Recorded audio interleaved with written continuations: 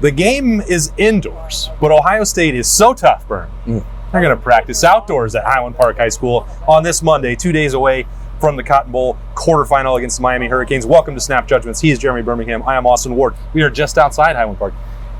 Behind this wall, behind the camera, as we break the fourth wall, it's an indoor facility.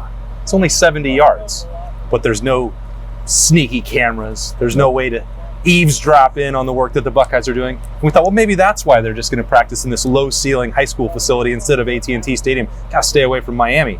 But now here they go. They're going outside on a Monday, on a chilly Monday in Dallas. It's weird. But they also got started a lot earlier than anybody anticipated. So we're here, and we got about 4 minutes to see them stretch and run. Okay, 8 minutes. We got a full 6-minute period of fundamental work, and then the end of stretching. So let's call it 11 minutes. By the way, it's enough because we weren't going to see anything anyway that was going to reveal like big secrets about Ohio State football. I saw 3 things that are notable. There's notable things, and it's also a Thursday on Buckeye time. That's so great. It is notable. Tiger Shabola being like dressed and moving normally is notable to me. That's the first thing that I thought that I was like,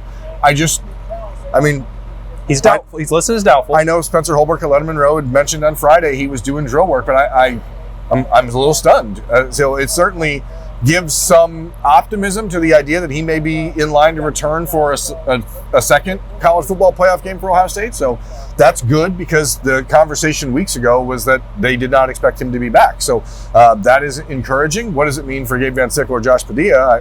Nothing for Wednesday. For this week probably, but it's still notable. Yeah, it's the nature of the injury, the severity of the injury, some indications that it required a procedure. Almost, it makes you think that the season was going to be over. And I know that there have been a lot of comments. Oh, well, Tegra's inconsistency, his productivity, he deserved to be replaced.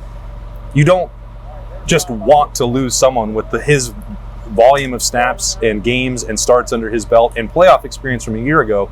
If you get him back, I'm telling you, that would be a positive. Now, Gabe Van Sickle or Josh Padilla could shut the door on the need for that to come back. But if you're going to play 3 straight games against what would likely be 3 very talented defensive fronts, the more offensive linemen with high-level championship caliber experience on their resume, the more that you want that. That would be good for Ohio State. I know that I'm the first in line to say that he has been polarizing and up and down, but if you get him back at some point in this postseason, that would be a big deal for Ohio State. I don't think that's going to be on Wednesday, but in another week's time past that in the Fiesta Bowl or in a national championship game, who knows? Yeah, I mean, it's again, just worth noting. What else did you see that you thought was notable since you said you saw 3 things on a Thursday? I did. On a Buckeye Thursday. On a Buckeye Thursday. Quincy Porter. So he's out. We alluded to that on Sunday, the first availability report. I don't think that's going to change. In fact, I don't know that there's any possibility that we're going to see Quincy Porter participating for Ohio State the rest of this season. We didn't know why. You and I both were down there on the field before the Big Ten Championship game at Lucas Oil Stadium. It's like, we didn't have a brace on. Yeah. It didn't appear to be limping at that time. It wasn't a shoulder brace, leg brace, ankle brace, any of that stuff. Well, today, before practice, during stretching, he had a sleeve down his entire left leg, and he was limping noticeably. So I don't know what that means for the actual severity of the injury, but now we know where it is, and then we could maybe surmise a recovery process time or what that might look like. So there had been a lot of mystery shrouded around why Quincy Porter had not been able to come back in the second half of the season and what he was dealing with.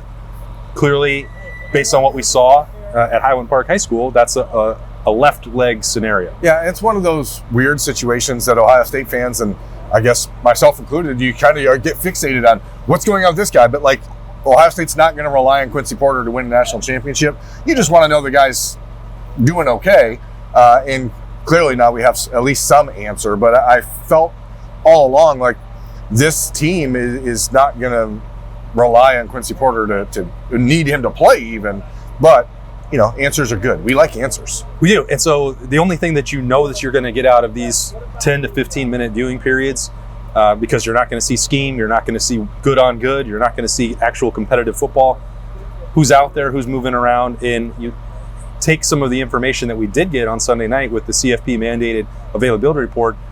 Will Smith Jr. was on there. I was like, I wasn't aware of anything significant. Now he was listed by the Buckeyes as probable. The only thing that I could surmise was that there's maybe some concern with his left ankle. It was heavily taped as he went through practice, but he went through practice and he's listed as probable. So I don't think that there's any concern on that front either. Right next to him, Tywan Malone also had an ankle tape. It's that time of year. That's the way it's going to work. And Caden McDonald's had his ankle taped for 2 months. Heavily for 2 months. So, as you watch this, I thought the most interesting thing to me is just watching the way the coaches are interacting with one another. Brian Hartline, obviously a ton of discussion about him in the last few weeks, seemed to be pretty engaged and involved and, having a good time, laughing with his guys, people talking to him. He was walking over to Ryan Day as Ryan Day was spending some time with Legend Bay, Ohio State 2026 signee that so that's the third thing I thought was interesting. Is from Dallas, so he is just here to visit. If you recall watching our content a couple years ago from Atlanta when Ohio State played Georgia in the 2022 Peach Bowl, Jelani Thurman was there because it was in his hometown and he could visit. None of the other Ohio State early enrollees are here. That is something that in the past years, or last year, the Buckeyes players were at every game. He's not practicing. He's just right. He's just here as an observer. Ryan Day took him over, introduced him to Maurice Clarett. That's who he spent some minutes with. And then Ryan Mayhew, one of the recruiting guys, has been escorting him around since. So, they're trying to ingratiate a kid who went through a difficult time in the last month. And I think that it's fascinating to me that a team and coaches find a way to balance that, even in this environment, to still try to make sure that, hey, we're making sure we're getting Legend to know who people are. Like they could just be like, he's over there watching and ignore him for the time he's here and then call him and say, hey, well, we're busy. But I think it really does speak to how this program has been built. Hey everybody, it's Jeremy Birmingham. Birm here from the Austin Birm Show on 97.1 The Fan. So I figured I owed you another check-in. I'm now 2 weeks into Awaken 180 and I'm down 14 pounds. What surprised me most isn't just the number, it's how normal this feels. I'm not miserable. I'm not obsessing over food and I'm not guessing. I'm just following the plan and watching it work. And that's why this matters, because if you're like me, you've tried things before where week 1 feels exciting and week 2 feels exhausting. This isn't that. Awaken 180 gives you the structure, tells you exactly what to do, and is with you to ensure that you're doing it right. That's the difference. And for someone like me, on the road, in the car, eating at weird hours, that matters. If your weight loss is the goal this year, don't pick something that you hope you can stick with. Pick something that's already sticking. 2 weeks, 14 pounds, and I'm just getting started. Find your results and feel free to support your goals at awaken180weightloss.com. I think the moment you mentioned with Ryan Day escorting him over to talk to Maurice Clarett and introducing to each other, and Legend Bay was kind of like, oh yeah, I know who this guy is, and in that moment, but it continued after that. Legend Bay was over there watching the running backs go through individual drills. Again, not participating, but there were 4 or 5, staffers, whether they're recruiting staffers, equipment folks, members of the coaching staff like Ryan Day, others that were just like really throwing their arms around Legend Bay. Great to see him because they know that he wanted to be part of Ohio State. I know that there's a bunch of other theories about the last few weeks and what he had to deal with and how much Tennessee was involved in. I'm not here to get into all that, but Ohio State stood by him the whole time.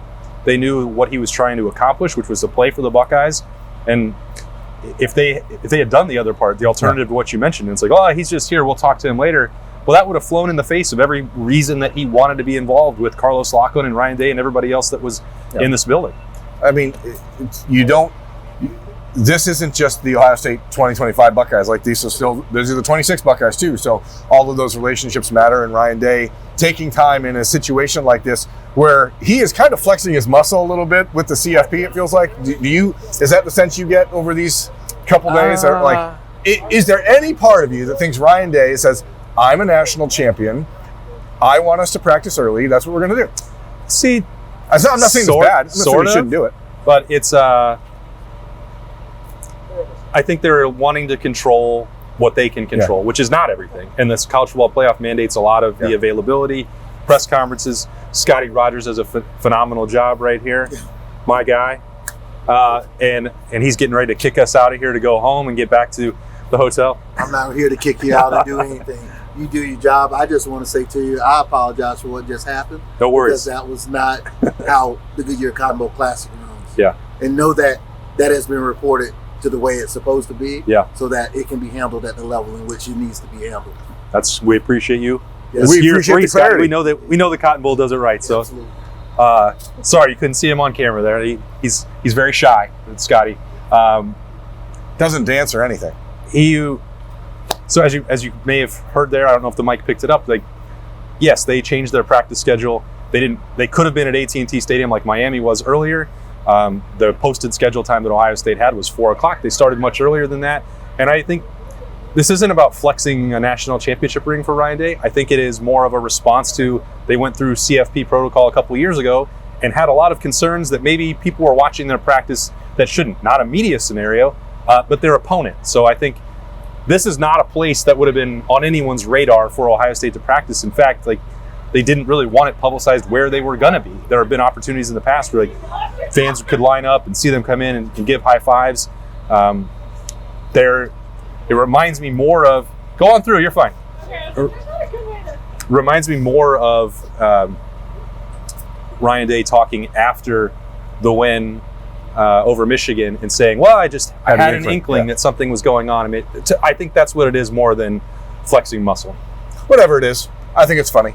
Like, and I appreciate Scotty coming over here and apologizing for it, but like, we were going to watch these dudes stretch, so it's not like anybody missed anything of major importance or relevance. I saw everything I needed to. But No apology is necessary. We got 11 minutes, we're going to call it, and an opportunity to see the vibe. And there's things that are important that we saw. And tomorrow it'll be Ryan Day and Mario Cristobal doing their coaches press conference over back at the stadium, and there'll be all the cameras there then. Yeah. So that's what we got to look forward to.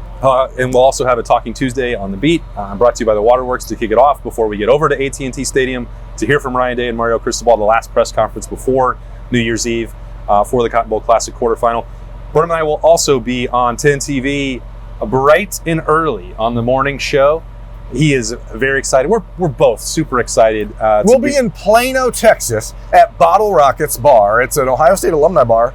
So if you happen to be out and about, that's the morning show. If you happen to be out and about at 5 a.m. in Dallas and want to join us, I think that might be invite only. Austin loves coffee. I love bars. This guy loves breakfast more than any person I've ever met. It's taken a strange turn. I was just saying that you can watch starting at 6 a.m. on the morning show. Burnham and I will be part of that as the full day of Tuesday coverage, which is actually a best Friday in football, ramps up as we get ready for Wednesday evening at AT&T Stadium, which the weather will be, I think, much more controlled and nicer when we get there. Buckeyes don't care. They're outside right now as we speak and as we wrap up on Snap Judgments. Thanks for joining us. So much more coming from Big D and getting ready for the big Cotton Bowl. He's Berm. I'm Austin. See you later. I don't know. That didn't make sense. We'll talk to you later.